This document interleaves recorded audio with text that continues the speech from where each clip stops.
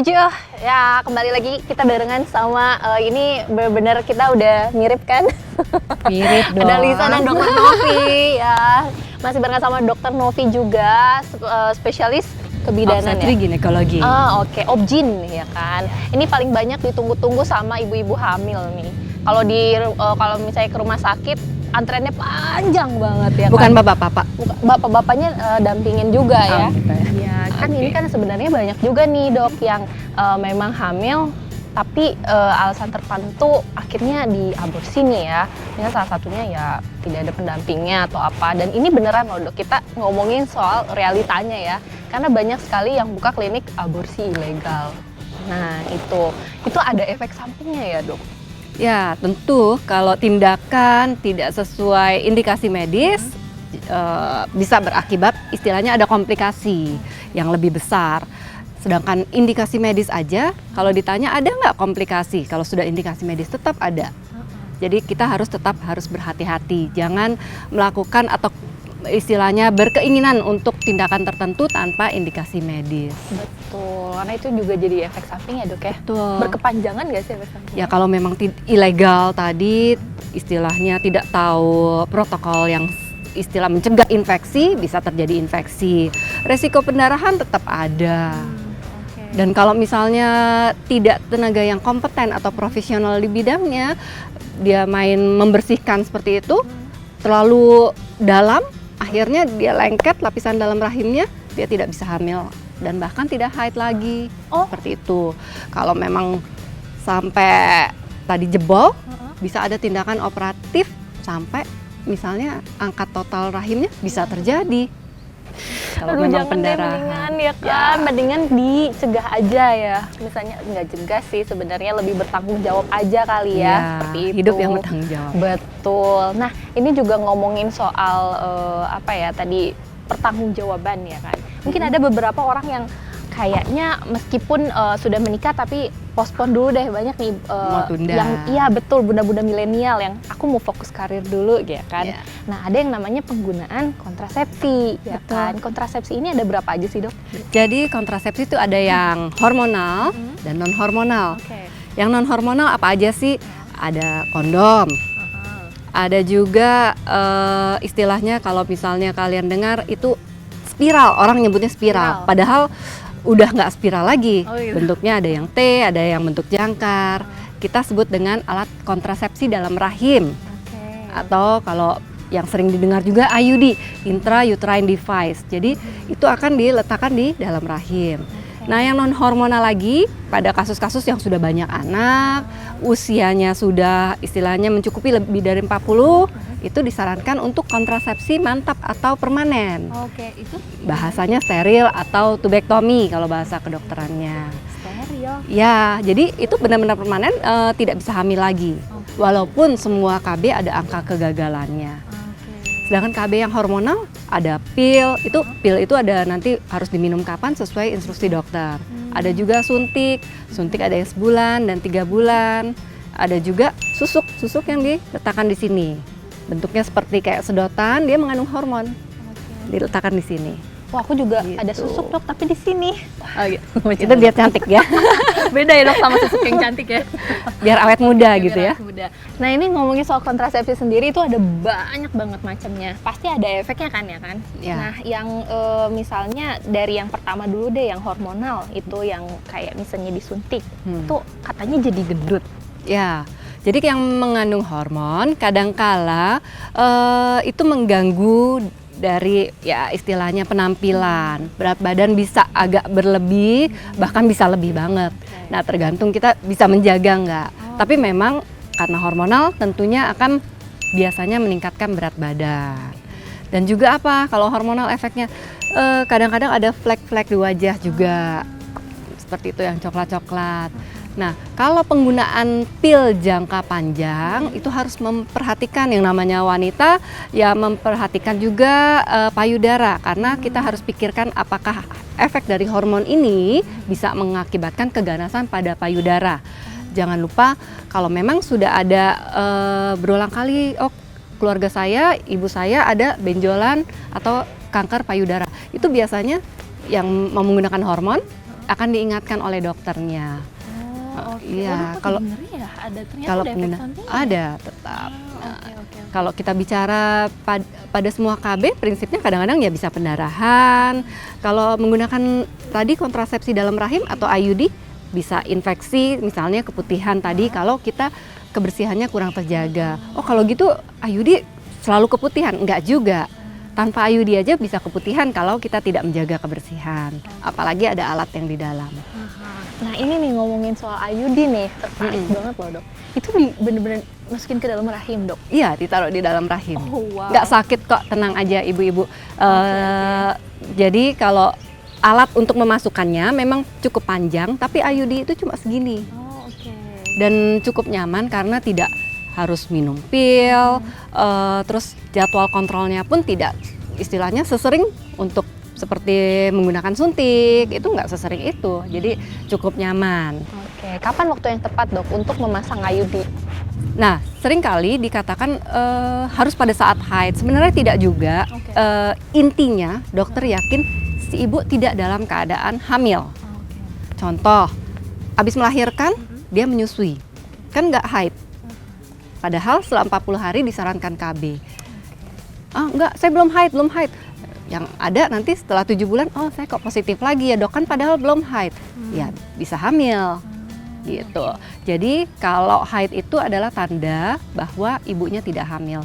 Terus kalau nanti dokternya taunya gimana? Ya tentunya ada pemeriksaan nanti USG, terus dokternya akan menghitung oh ini tidak lagi masa subur, melakukan hubungannya itu ada. Oke, yang paling efektif yang mana dok dari semua kontrasepsi? Pada prinsipnya semua kontrasepsi efektif. Pada prinsipnya semua kontrasepsi baik. Jadi kembali lagi, lebih nyaman dipakai ibu A belum tentu nyaman di ibu B. Kembali ke pribadi masing-masing, ibu-ibu sobat 7 masing-masing lebih nyaman yang mana. Kalau oh saya takut dimasukin alat, ya gunakan kontrasepsi misalnya pil boleh, suntik boleh. Semua kontrasepsi pada prinsipnya baik karena sudah dilakukan penelitian.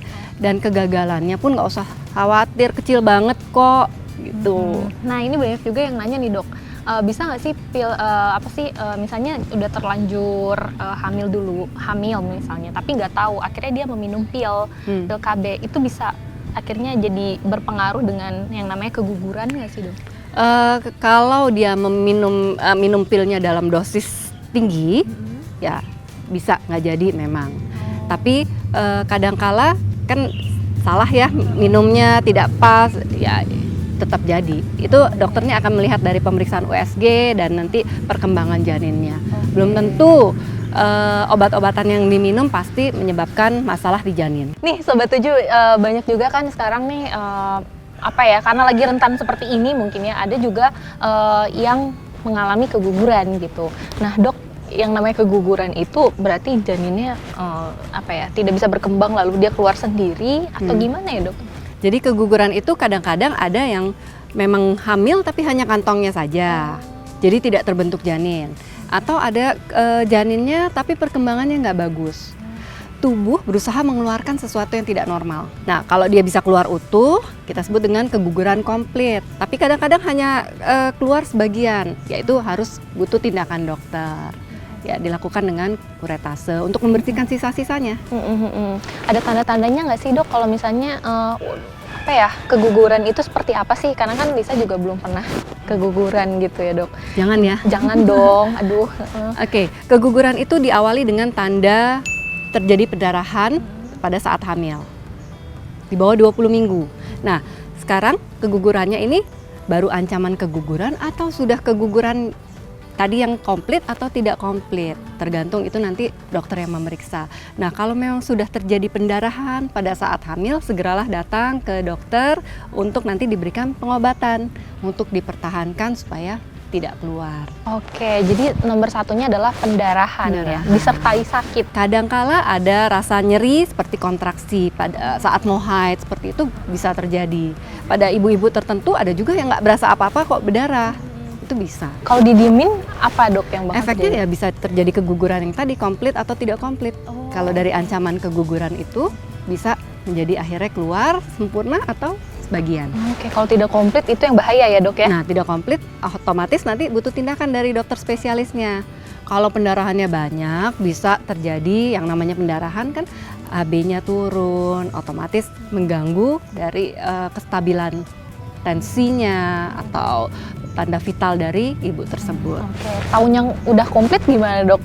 Biasanya pendarahannya berhenti, ya tinggal flek-flek. Nah, nanti dokter lihat dari USG-nya. Dari gambaran USG akan terlihat, oh ini ada sisa, berarti harus dilakukan tindakan. Oke, katanya ada yang namanya istilahnya puasa dulu ya dok ya setelah keguguran. Puasa itu yang nggak boleh dulu melakukan, terus ditunggu dulu di jeda kehamilannya, seperti itu ya dok ya? Nah, itu pada kasus-kasus tertentu. Kalau misalnya dia baru menikah, hamil, terus tidak ada masalah, tidak ada infeksi, langsung hamil lagi nggak masalah kok. Bisa. Jadi bapak-bapak bisa langsung digas ya? Ya, tapi betul. tetap hati-hati juga ya. Oke, jadi itu apa yang namanya masih nggak apa-apa ya dok ya? Nggak gitu. masalah. Kalau misalnya bukan infeksi tadi, kalau ada, oh saya baru infeksi rubella istri saya yang kemarin, IgM-nya positif, ya otomatis akan kita tunda dulu pengobatan dulu 3 bulan seperti itu. Oke, ini dok kalau misalnya ternyata janinnya apa ya tidak berkembang atau apa, tahunya dari mana ya dok ya? Kan dari USG-nya. Dari USG-nya. Jadi pasien akan datang, nanti ibu-ibu Sobat 7 akan misalnya sudah tahu positif, sudah telat hamil, dokternya akan lihat, oh ya ini kehamilannya sesuai dengan minggunya. Dikontrol berikutnya, misalnya tadi 5 minggu, kontrol berikut harusnya 9 minggu. Kok denyutnya belum ada? Karena denyut jantung janin sudah harus kelihatan di 7 minggu. Nah, kalau belum kelihatan, biasanya dokter udah mulai memberi sign. Coba kontrol lagi 2 minggu, kita lihat lagi gimana.